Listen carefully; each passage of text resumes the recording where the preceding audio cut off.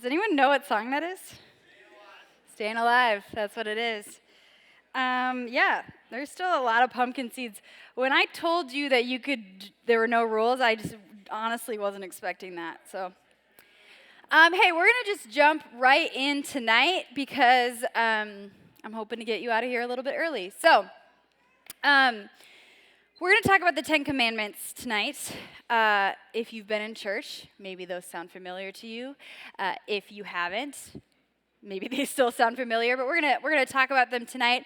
In junior high, I asked them if they knew any of the Ten Commandments, and I was very impressed when they knew a lot of them. And then I realized they're all written on the graph. I was literally like, I'm not kidding. For 2 minutes, they kept raising their hands and like saying more, and I was like, how do you guys know all of these? And then I realized they were just reading from like one girl went, remember the Sabbath, and I was like, whoa, but it's written up there. So, yes. But the Ten Commandments are pretty foundational in the biblical story and pretty important to our faith. But I also think that they're kind of interesting, and maybe this is true for a lot of the Bible for you or just some of it.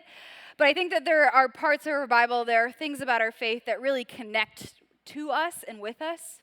That when I kind of read you a story from the Bible, maybe about Jesus, kind of finding the person who's an outcast and welcoming in, that you're like, yes, this makes sense. I get it. Amazing.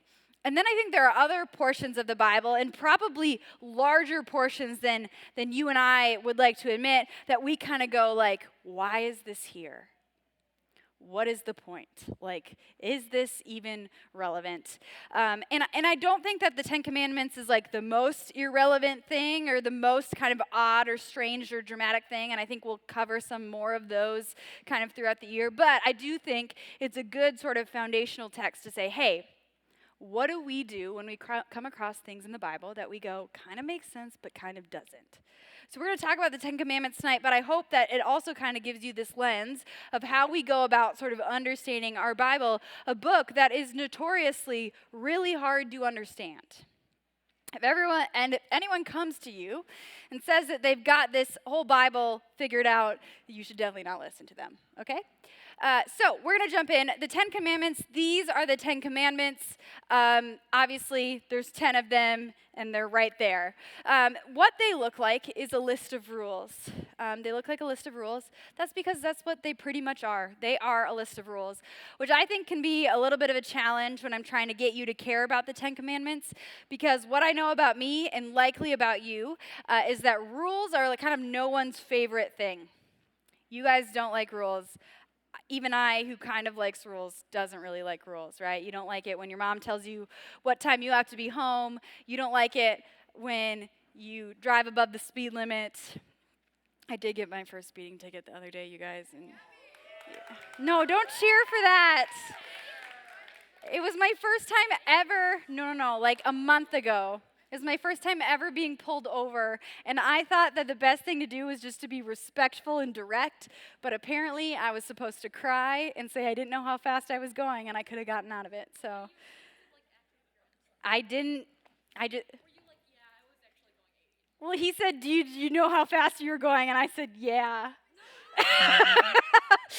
I thought he would appreciate my fresh, direct approach. He didn't. He just gave me a ticket. I did. We're not here to talk about how fast I was going. Anyways, I was going faster than I should have been, and that's all we're going to say. No. Lately I've been going a much slower, so that's all you need to know. We don't like rules. No, that wasn't me. No. We don't like rules. And so when we get the Ten Commandments that are a list of rules, I think you and I go, okay, like, is this really what faith is about? Because I actually think a lot of people have sort of a vision or an understanding or maybe a preconceived notion about faith, which is something like, hey, what Christianity really is a list of rules that you're supposed to follow in order to be considered a good person, in order for you to be accepted by God. Like there's all this stuff that you have to do, all of these behaviors that you have to have in order to be considered a good person, in order to be sort of accepted and deemed as worthy in God's sight. And if that is what faith is, I don't know how many of us are actually interested in that.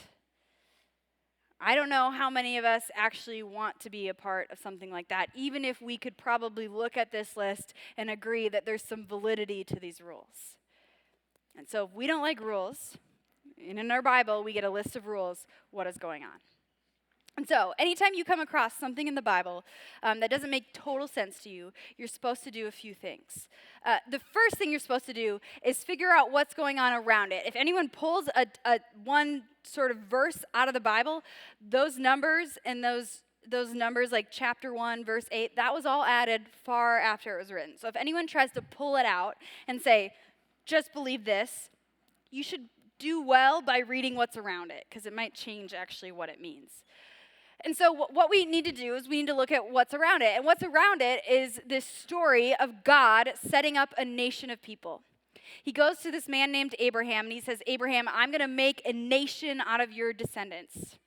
You're going to be a great nation. And what happens is this nation of Abraham's descendants, God's people, also known as Israel, they sort of set out, they become a nation, but what happens is they become enslaved by the Egyptians. And this is, of course, a tragedy that one group of people is enslaving another, but it's also a challenge because at that time, in that ancient culture, because the other thing you need to know is that this Bible was not originally written to you or to me. It was not written with 21st century readers in mind. It was written for people who lived thousands of years ago and had a very different understanding of the world than maybe you and I did. So sometimes we have to do the work to understand their worldview in order to understand the Bible. And so their worldview was this, that there wasn't one God or no God, there were many gods. And gods were fixed to a nation and to a place. So if you and me, if our armies go to war and your army beats my army, it means that your God is stronger than my God. This is a problem because the nation of Israel thinks God has made this covenant with them. They're supposed to have the biggest, strongest God, and they've just been beaten. They've just been enslaved by Egypt. And so what happens, and as time develops, and if I had time, I could literally walk you through the Bible as we see kind of their worldview shift and change to understand that there aren't actually many gods and some stronger than another, and they're not fixed to places, but there's one God. God does this miracle, and he frees the Israelites from slavery. And they find themselves in this land, in this people in this land, and they have to figure out how they're going to live. Now, the problem is they haven't been free in a while. And so they have to start this nation, this community from scratch. They have to decide how they're going to live. And most nations, when they are founded, right, they have some sort of document that sort of dictates, sort of lays out what the laws will be. Ours is called the Constitution. And so we can look at this list of 10 and we can say, oh, this is supposed to be Israel's list, their guidelines for how they're supposed to act as a nation. And that is true. But there's something special about this list that doesn't just make it any other list for any other nation. You see, this list of 10 things, it raises the bar for how people treated another. They may seem obvious to you, but we could even go through this list and agree today that people still steal, and they don't honor their mother and their father, and they don't rest, and they want what their neighbors have. And the goal was this. God said to his people, you are going to be a light to the nations, which meant this, that the way that they treated each other was going to be so different, so distinct, so special, that other nations would look at this nation and they would say, wow, I want to be a part of this, that it would be attractive to other people. That they would see that the way they treated each other, and they said, you must serve, you must have a really good God. And so it was this set up as this flourishing, beautiful community where people, we're supposed to worship God and treat others well. In fact, if you were to read below the 10 Commandments, you'd see that there's all of these laws about helping people who find themselves in debt, or how they're supposed to treat foreigners with honor and respect, which was very uncommon during that time.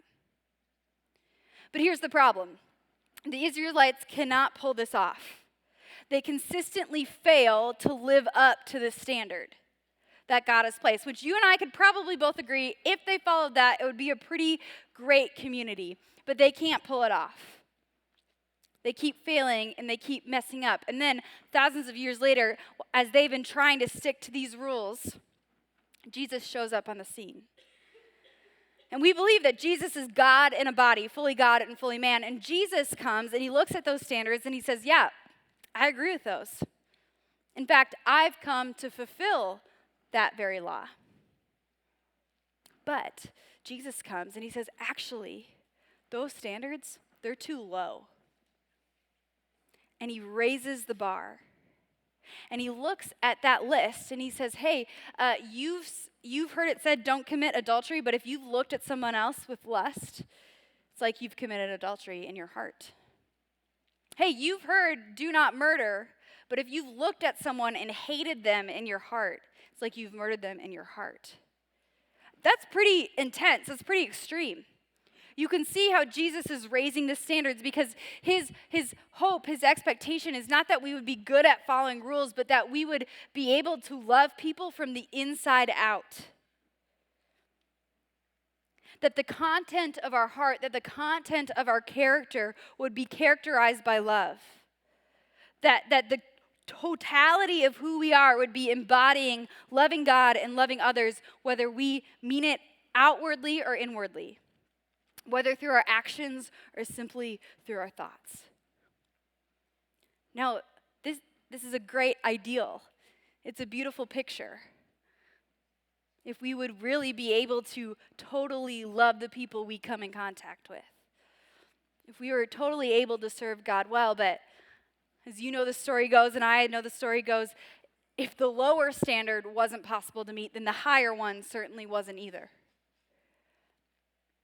And so what these 10 commandments do is A, they remind us that God has a standard, which I think you and I really want to be true.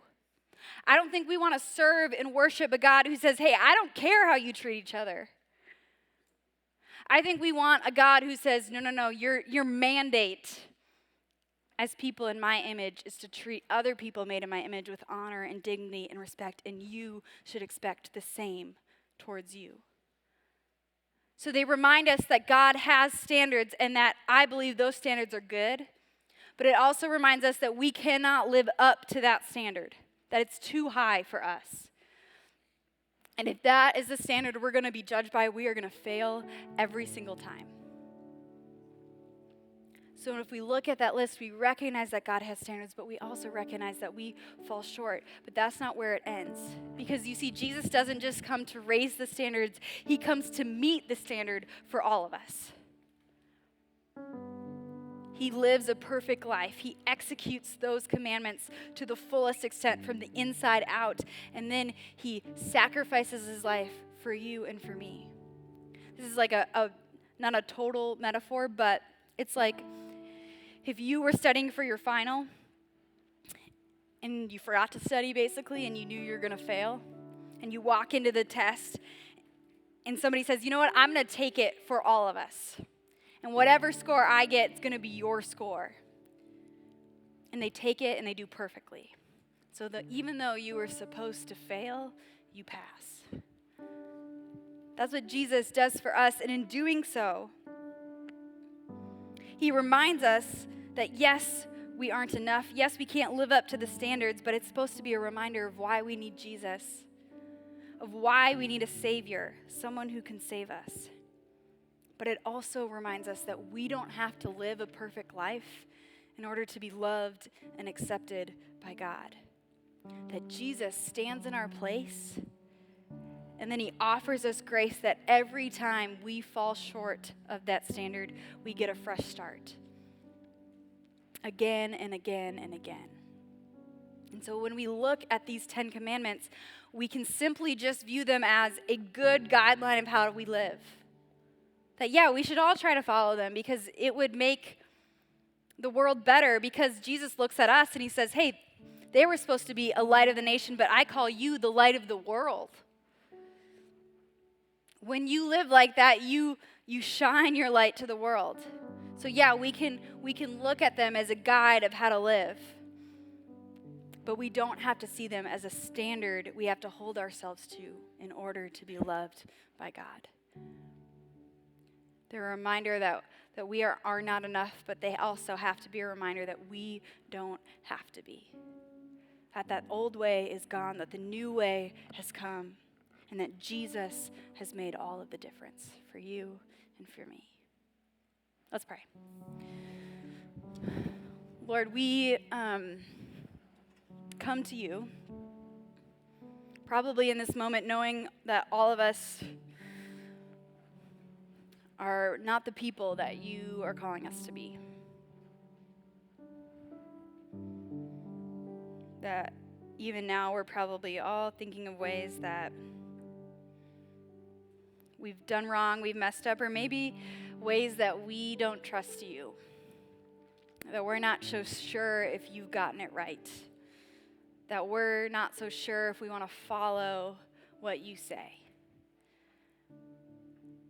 And even with all of that, with our disobedience, with our skepticism, with our doubt, Jesus, let you meet us in this place. And it doesn't matter what we hand you in return, you always offer us grace. You always offer us love. You always offer us acceptance, no matter where we are, no matter what we bring. So, Lord, may our hands be open today to receive the love and the grace that you're longing to give every single one of us. Thank you for that gift.